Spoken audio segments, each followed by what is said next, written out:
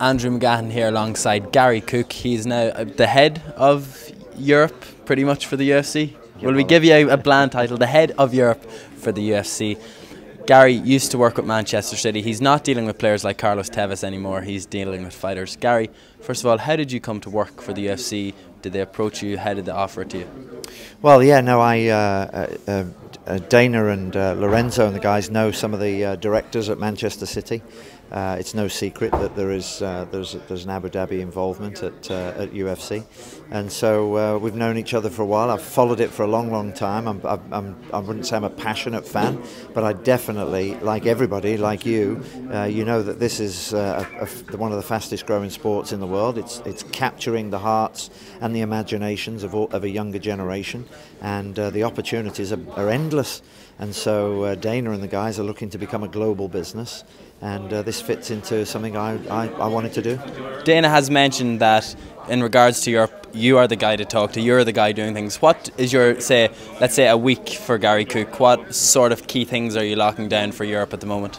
Well, they say EMEA is a place. Well, actually, as we all know, it's not a place. It's multiple countries, multiple cultures, and you have to be very careful here that you don't try and bite off more than you can chew. So what we've set about doing is trying to identify the key areas where we think we can get some wins. We think that television, broadcast media, as we all know, is a key component to what we do. We've got events that we can host, and then we can commercialize our business, but we should also be cognizant of the fact that we've got a responsibility, a social responsibility, which includes lobbying and helping people understand what this sport is all about.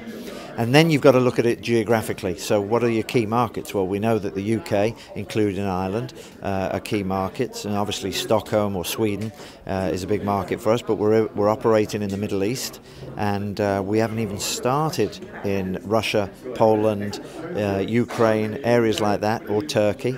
But when we've also got South Africa, as a third tier, South Africa and, as I said, the Middle East. So you've just got to be very careful you don't try and be everything to everybody.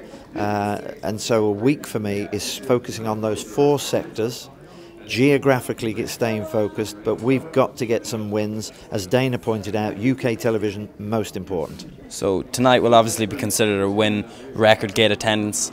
Dana said we're maybe 6 or 7 years behind. We're also about a stone's throw away from Wembley Stadium. How long do you think, like they're talking about stadium shows in the US, do you think a big title fight in 3 or 4 years could sell out Wembley Stadium? I think that would be rather ambitious to make that statement at this point in time. I think we've got to just keep doing what we're doing now. We've got to continue to do it consistently. We've got to continue to offer a premium product to the fans. I think there are areas that we still haven't exploited yet. We could see an event at the same venue at the same time every year that becomes a week-long festival for the fans to enjoy and consume the MMA sport. Particularly through the UFC brand. So we've got a lot of opportunities yet before we even have to start worrying about taking the risk of putting on a big fight in a big stadium. I'm trying to tread lightly here, but there was rumours about a new channel which have been quashed, and then there are now more rumours about a new subscription-only channel which may be launching in August. It's rumoured to be BT. The problem is, what's happened before is that's another channel for people to subscribe to in the UK and Ireland. It's an extra X amount of money per month where people will only be watching it for the UFC in particular. Does that come into negotiations at all? Because Sky Sports, you have Sky Sports News, and that's watched by a lot of people. Yeah, no, the television landscape in the UK is not a complex one, even though it has some challenges. Sky have done an absolutely fantastic job of owning the market space. They do that through football. It's no secret. Your comment is accurate. But only as far as the fact that if you really want to watch your sport, you have to subscribe to the channel or the platform that it's on. It's no secret that football in the United Kingdom has been developed by Sky. and that media landscape. Now, who competes against Sky? Well, there's been a few people who've had a run at it. It's very clear that if you are to compete with Sky, you better have some football. It's also clear if you're a rugby fan, you better have some rugby. You know, and this is not a difficult. It's not an overly difficult model to work out. But we're limited by our partners. There are some people who really want UFC, and there are some people who just would put it on the channel just because. We have to find partners who want to invest in UFC. They want to create and produce programming for the UFC. And when you've got 96% of your live events being broadcast after 2 o'clock in the morning, it's very difficult to build a business with a channel if they're not willing to look at other opportunities. When do you predict, Dana has mentioned it before, dual events? So an event in the US at 2 o'clock in the morning, but also an event kicking off over here at 5 in the evening, like we saw today. Well, that's, you know, I think that a lot of these ideas are becoming reality because the fact is that we've grown, you know, tremendously in the last few years. The more shows, this year we'll do 13 international shows.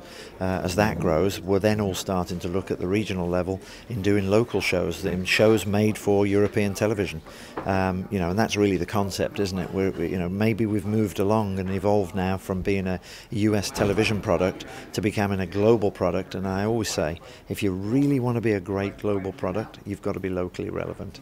And so if you can't be locally relevant, if everybody has to watch the events at 2 o'clock in the morning. You speak locally relevant there.